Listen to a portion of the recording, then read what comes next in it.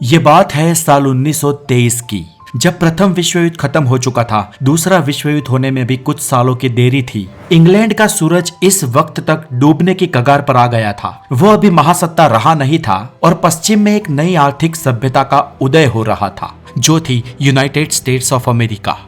और इस दौर में विलियम गुटमान नाम का एक अर्थशास्त्री विश्व युद्ध के बाद जर्मनी के अर्थतंत्र पर कितनी असर हुई है, ये जानने के लिए वो खुद बर्लिन जाता है और कुछ जर्मन लोगों से मिलता है। इसके बाद विलियम को कॉफी पीने का मन होता है, इसलिए वो एक रेस्टोरेंट में जाता है।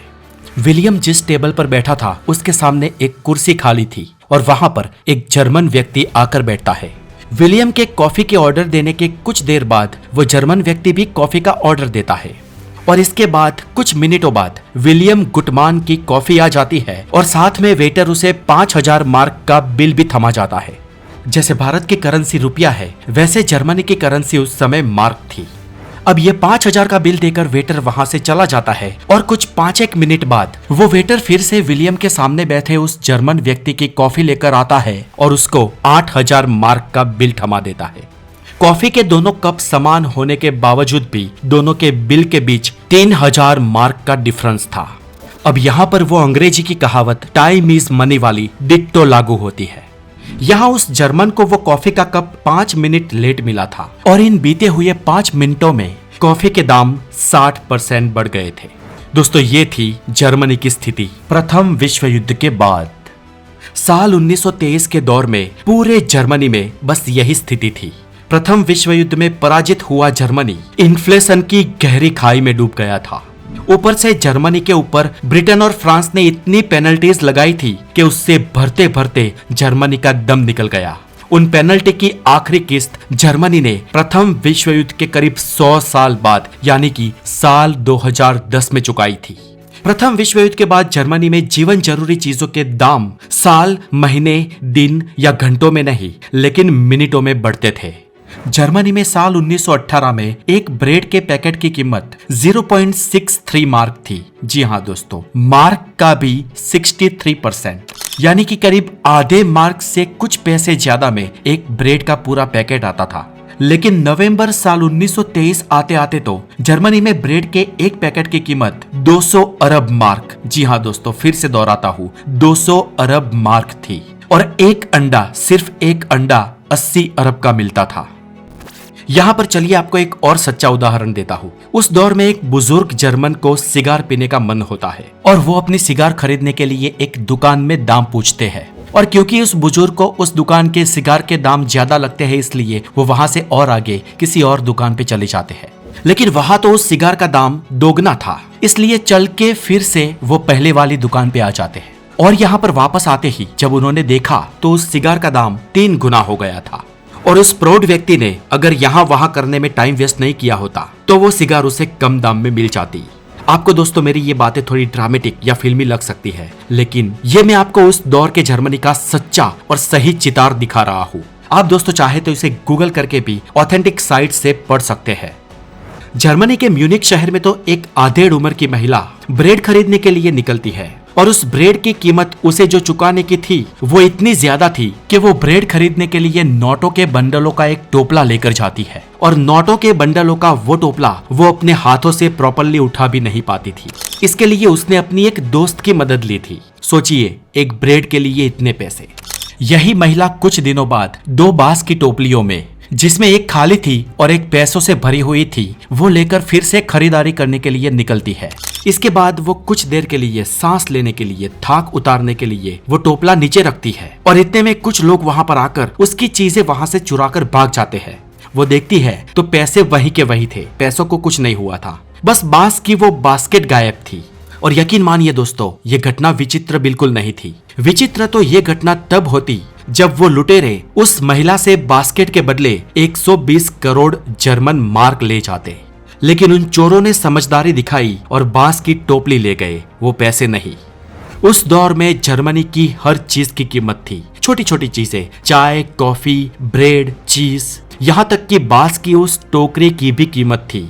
बस किसी चीज की कीमत नहीं थी तो वो थी जर्मन मार्क की। उस वक्त अगर आपको एक छोटी सी टी शर्ट भी खरीदनी हो ना, तो 1000 लाख या करोड़ नहीं, लेकिन उसके लिए अरबों जर्मन मार्क देने होते थे। और अगर कुछ देर ज्यादा कर दी तो उसके पीछे और एक शून्य चढ़ जाता था। और इस तरह देखा जाए तो आर्थिक रूप से पूरा देश पागल खाना बन चुका था। लेकिन दोस्तों सवाल अब यह है कि जर्मनी में इतनी गजबनाक और लिमिटलेस महंगाई हुई तो हुई क्यों? तो इसके लिए सबसे बड़ा हाथ था जर्मनी के सम्राट विल्हेम केजर का। क्योंकि विल्हेम केजर ने एक साथ बहुत सारे दुश्मन देशों के सामने प्रथम विश्व युद्ध के भड़के में जर्मनी को झोंक दिया था। जब 2014 के अगस्त महीने में विल्हेम केजर ने जर्मनी को प्रथम विश्व युद्ध की आग में झोंक दिया, उस वक्त सामने 2 दर्जन से भी ज्यादा दुश्मन देश थे और रशिया, फ्रांस, ब्रिटेन और अमेरिका उसमें सबसे प्रमुख थे। सिर्फ रशिया, फ्रांस और ब्रिटेन के पास ही 277 युद्ध जहाज और 166 सबमरीन्स थी, जबकि जर्मनी के पास सिर्फ 97 युद्ध जहाज और महज 23 सबमरीन्स ही थी। और रशिया, फ्रांस और ब्रिटेन के पास कुल मिलाकर 86 लाख सैनिक थे, जबकि उस वक्त जर्मनी के पास करीब 9 लाख सैनिक थे। लेकिन विल्हेम केजर ने तत्कालीन ट्रेनिंग देकर करीब 75 लाख युवा सैनिकों को लश्कर में भर्ती किया था। इसमें एडोल्फ हिटलर जैसे लोगों का भी समावेश होता है। हिटलर ब्रिटिश और फ्रांस सैनिकों के सामने यूरोप के मोर्चे पर युद्ध लड़ा था, लेकिन फ्रांस ने इस युद्ध के अंतिम दौर में जहरीले गैस का उपयोग किया था, जिससे कई सारे जर्मन सैनिकों की आंखें खराब हुई थी। इसमें हिटलर भी एक था। हिटलर की भी आंखों की रोशनी चली गई थी और इसके ऊपर हमने विस्तार से वर्णन वर्ल्ड वॉर 2 की डॉक्यूमेंट्री में किया है, जिसका लिंक डिस्क्रिप्शन में दिया गया है। आप उस वीडियो को बाद में देख सकते हैं। लेकिन अंततः हॉस्पिटल में सारवार लेने के बाद साल 1918 में हिटलर की आंखों की रोशनी वापस आ गई। लेकिन तब तक तो जर्मनी पहला विश्व युद्ध बुरी तरीके से हार गया था और लड़ाई के इस दौर में करीब 18 लाख जर्मन सैनिक मारे गए थे और 42 लाख जर्मन सैनिक घायल हुए थे। इसके अलावा जर्मनी को अरबों डॉलर का आर्थिक नुकसान हुआ था और जर्मनी की करारी हार के बाद जर्मनी पर ब्रिटेन और फ्रांस ने वर्सेल्स करार के नाम पर बहुत ही दर्दनाक और बहुत ही भयंकर पेनल्टियां लगाई थी, जो जर्मनी के लोगों के लिए कमर तोड़ थी। तब जर्मनी में काम चलाऊ सरकार का गठन हुआ था और वो इसलिए क्योंकि जर्मनी का सम्राट विल्हेम केजर जो था वो अपने शाही खजाने को लेकर जर्मनी से भाग गया था। कहाँ गया था? तो नेदरलैंड्स चला गया था और जर्मनी बस अब अपने हाल पर था। अब मित्र राष्ट्रों की पहुंच नेदरलैंड्स में घुसकर केजर को मारने की तो थी नहीं, लेकिन उन्होंने अपनी पूरी दाज जर्मन प्रजा से निकाली। पहला विश्व युद्ध ही जर्मनी के कारण हुआ है, ऐसा कहकर जर्मनी पे असंख्य प्रतिबंध डाल दिए गए और इससे जर्मनी का अर्थतंत्र इतना नष्ट हो गया कि उसमें अब कुछ भी उत्पादन करने की हिम्मत बची नहीं थी। ऊपर से जर्मनी देश के एक बड़े विस्तार को आसपास के देशों ने हथिया लिया था। अब मानो कि ये सजा कम हो, इस तरीके से ब्रिटेन और फ्रांस ने जर्मनी पर 55 अरब डॉलर की पेनल्टी लगाई और जर्मनी के सभी नेचुरल रिसोर्सेज पर कब्जा कर लिया। अब इस हालात में साल 1920 के बाद जर्मनी में जो कुछ भी थोड़ा बहुत पैदा होता था वो तो सिर्फ इस पेनल्टी को चुकाने में चला जाता था। ऐसे में जर्मनी के पास कुछ भी नहीं बचता था। अब अर्थशास्त्र का एक नियम है कि माल की कम सप्लाई के वक्त अगर इन्फ्लेशन की स्थिति को टालना हो तो इकोनॉमी में मनी का सप्लाई कम करके डिमांड पर अंकुश लगाना होगा। लेकिन पैसों का सप्लाई कम करना जर्मन सरकार के लिए संभव नहीं था, क्योंकि जर्मनी तब जो निकास करता था वो भी पेनल्टी के रूप में था। उसके सामने एक खोटा सिक्का भी वापस जर्मनी को मिलता नहीं था। लेकिन दूसरी ओर जर्मनी में थोड़ा बहुत ही सही लेकिन औद्योगिक प्रोडक्शन अगर चालू रखना हो तो कुछ कच्चे माल की आयात भी करनी आवश्यक थी और परिणाम स्वरूप जर्मनी में उस समय आवक और जावक के 2 छोर आपस में मिल ही नहीं रहे थे। और इसीलिए रिट्स बैंक यानी कि जर्मनी की सबसे बड़ी बैंक, जिसे आप जर्मनी की रिजर्व बैंक कह सकते हो, उसने मार्क को छापना शुरू कर दिया। वहां ब्रिटेन, अमेरिका, फ्रांस, इटली और इन सब देशों की तिजोरी में भी मार्क के थप्पे लगने लगे और इसलिए कुछ समय बाद डॉलर के मुकाबले मार्क का मूल्य बहुत ही घट गया। प्रथम विश्व युद्ध जब शुरू हुआ तब $1 के सामने 4.90 मार्क मिलते थे, लेकिन साल 1921 में $1 के सामने 162 मार्क मिलने लगे और साल 1922 में तो 7000 मार्क और नवंबर साल 1923 के आते आते तो $1 के सामने 4200 अरब मार्क मिलने लगे। जी हाँ दोस्तों, 4 के पीछे पूरे 12 शून्य लगा दो, उतने मार्क $1 के सामने। हर दिन दाम क्यों बढ़ जाते थे? तो नवंबर साल 1923 में जर्मनी में महज एक अंडे की कीमत 80 अरब मार्क थी और इसका कारण ये था कि 80 अरब मार्क में एक अंडा बेचने वाला दुकानदार उतने पैसों में दूसरे दिन नहाने के लिए साबु की एक गोटी भी नहीं खरीद सकता था, और इसलिए उस भाव के नीचे अंडा बेचना उसे परवड़ता नहीं था। उल्टा अगले कल साबु की छोटी सी गुटिया और महंगी हो जाएगी, ये सोचकर उस दुकानदार को अंडे की कीमत 80 अरब से भी और महंगी करने की अपेक्षा रहती, और ऐसी ही अपेक्षा और डर साबुन की गुटिया बेचने वाले दुकानदार को अंडे के सामने रहता, और इसलिए वो साबुन के दाम के पीछे अगले दिन और एक शून्य जोड़ देता, और इस तरह पूरा देश बेकाबू हो गया था। इन्फ्लेशन की ऐसी चरम सीमा दुनिया ने कभी देखी नहीं थी। अब ऐसे हालातों में पागलों की तरह जब कीमतें बढ़ रही हो, तब जर्मन सरकार क्या करेगी? जर्मन रिजर्व बैंक लगातार पैसों के नोटों को छापता ही रहा, और बैंक के कर्मचारी जब कम पड़ गए तो बैंक ने जर्मनी में 132 प्राइवेट प्रेस को कह दिया कि आप नोटों को छापो, और ऐसे लगातार नोटें छपती गई और जर्मनी में पैसों की बारिश होती गई। लेकिन इस बारिश में भी कोई भी जर्मन वासी अमीर नहीं था, सबके सब गरीब थे। अमीर भी गरीब हो गए क्योंकि उन पैसों की कोई कीमत ही नहीं थी। जर्मनी में महंगाई का घोड़ा तो उन प्रिंटिंग प्रेस से भी ज्यादा तेजी से दौड़ रहा था, और इसलिए प्रेस वालों ने 5 लाख, 10 लाख, 90 लाख और इवेंचुअली 1 लाख अरब जर्मन मार्क का एक नोट छापा। जी हाँ दोस्तों, 1 लाख अरब जर्मन मार्क का एक नोट, मतलब कि एक के पीछे पूरे 14 शून्य लगा दो, इतना बड़ा नोट। और ट्रस्ट मी, इन नोटों की कीमत उसे बनाने वाले कागज से भी कम थी। इसलिए जर्मनी में उस वक्त नवंबर दिसंबर की ठंडियों में लोग नोटों को जलाकर अपने आप को गर्म रखते थे। जी हाँ, उनकी करेंसी को, पूरे के पूरे नोटों के बंडलों को जलाकर घर गर्म रखते थे, क्योंकि कोयला और लकड़ियों के दाम नोटों से भी ज्यादा थे।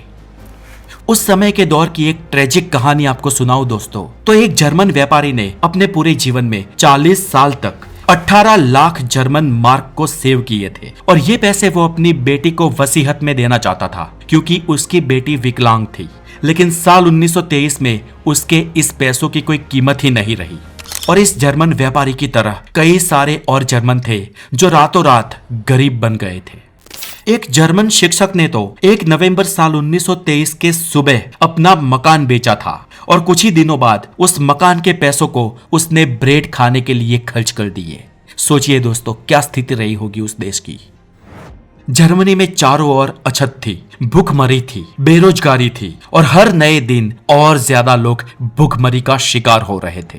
प्रथम विश्व युद्ध से पहले जर्मनी का जो शक्तिशाली अर्थतंत्र था, वो अब हाड़ पिंजर बन गया था, और इस हालात में स्वाभाविक है कि Britain, France, America, Italy, Belgium ऐसे शोषणखोर देशों के प्रति जर्मन प्रजा का द्वेष बढ़ रहा था।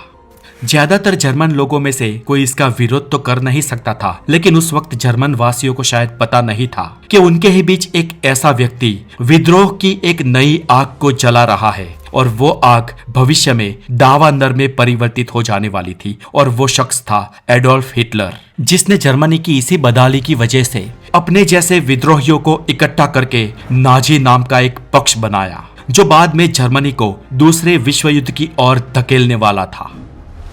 जर्मनी का ये इन्फ्लेशन कंट्रोल में कैसे आया? तो दोस्तों, जर्मनी का ये जो इन्फ्लेशन था, इसे कंट्रोल करने की हर संभव कोशिश जर्मनी की रिजर्व बैंक यानी कि रिक्स बैंक के गवर्नर रुडोल्फ हैवेनटेन ने की।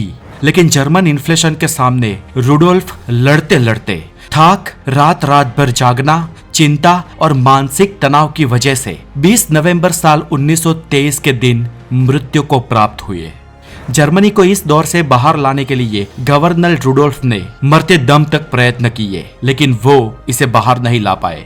अब गवर्नर रुडोल्फ की मृत्यु के बाद जर्मनी के नए गवर्नर बनते हैं जालमार शार्ट, और जालमार ने गवर्नर बनने के बाद जर्मनी के इन्फ्लेशन के बेफाम दौड़ने वाले घोड़े को कंट्रोल में लेने की कोशिश की। जालमार शार्ट को लगा कि लगातार नोटों को छापना इस समस्या का समाधान नहीं हो सकता है, और इसलिए उन्होंने पहले तो नोटों की छपाई बंद करवाई। यहाँ तक जर्मन लोगों को और पूरी दुनिया को भी जर्मन करेंसी मार्क में कोई विश्वास नहीं था, इसलिए जालमार ने जर्मन मार्क को ही नाबूद करवा दिया, और उन्होंने एक नई करेंसी इंट्रोड्यूस की जिसे कहा गया रेंटेन मार्क। और इस करेंसी की वैल्यू क्या थी? तो वैल्यू थी 4200 अरब मार्क के सामने सिर्फ 4.2 रेंटेन मार्क, यानी कि मानो अब अरबों रुपए को 2, 3, 4 रुपए में परिवर्तित कर दिया गया था। और जर्मन बैंक 4200 अरब मार्क के सामने लोगों को 4.2 रेंटन मार्क कन्वर्ट करके देती थी, यानी कि टोपला भर के पैसे ले आओ और कुछ हाथों में पैसे ले जाओ। वैल्यू उतनी ही थी। और जर्मन लोगों को यह कह दिया गया कि गवर्नर अब 2.4 अरब रेंटन मार्क से ज्यादा छापेंगे ही नहीं, और ऐसे में अब वापस इन्फ्लेशन सर उठाएगा इसकी कोई संभावना बची नहीं थी। धीरे धीरे जर्मन लोगों को और दुनिया को भी रेंटन मार्क में विश्वास जगने लगा। लोगों का और दुनिया का विश्वास रेंटन मार्क में हमेशा के लिए बना रहे, इसलिए जर्मन बैंक ने भविष्य में 30% गोल्ड को इस करेंसी के सामने रिजर्व रखने का भी प्रॉमिस किया। और इसके बाद धीरे धीरे ये नई करेंसी आम होने लगी और जर्मनी का इन्फ्लेशन कुछ हद तक काबू में आ गया। हालांकि पहले विश्व युद्ध के विजेता देशों ने जर्मनी के पूरे अर्थतंत्र को खत्म कर दिया था, और इस अर्थतंत्र को फिर से खड़ा करने की पहली कोशिश एडोल्फ हिटलर ने की। उसने अपने तेजाबी भाषणों में कहा कि जर्मनी युद्ध में तय की गई पेनल्टी नहीं देगा, मित्र राष्ट्र हो सके वो कर ले। उसने अपने तेजाबी भाषणों में वर्सेल्स करार को भंग करने की भी बात की, और ऐसे में जर्मनी के लिए मसीहा बनकर हिटलर आया, जिस पर जर्मनी की प्रजा ने भरोसा जताया और उसे जर्मनी का सर्वे सर्वा बना दिया। जर्मनी की प्रजा इस प्रकार से विरोध के सुर पुकार रही थी कि वो मित्र राष्ट्र भी अब चाहकर भी कुछ नहीं कर सकते थे। और ये सब देखते तो सबसे पहले अमेरिका ने ही 20 करोड़ डॉलर की लोन सामने से आकर जर्मनी को धरी, और ऐसे धीरे धीरे जर्मनी पगभर होने लगा। हिटलर ने सत्ता में आते ही जर्मन बैंक के गवर्नर जालमार्क शार्क को जर्मनी का फाइनेंस मिनिस्टर बना दिया, और उसके बाद तो जर्मनी दिन दुनी रात चौगनी तरक्की करने लगा। और इसके बाद हिटलर ने क्या किया, इसके बाद सेकेंड वर्ल्ड वॉर कैसे हुआ और उसमें जर्मनी का क्या हश्र हुआ, ये जानने के लिए आप इस वीडियो के डिस्क्रिप्शन में दी गई लिंक पे जाके हमारा पहले बनाया सेकेंड वर्ल्ड वॉर का वीडियो जरूर देखें। और अगर आप द नॉलेज पर नए हैं तो ऐसे ही ज्ञान के लिए जुड़ जाए द नॉलेज के साथ, बिकॉज इस युग में नॉलेज इज एवरीथिंग। तो अपना बहुत सारा ध्यान रखें। Stay connected with the knowledge. Have a wonderful day. Take care.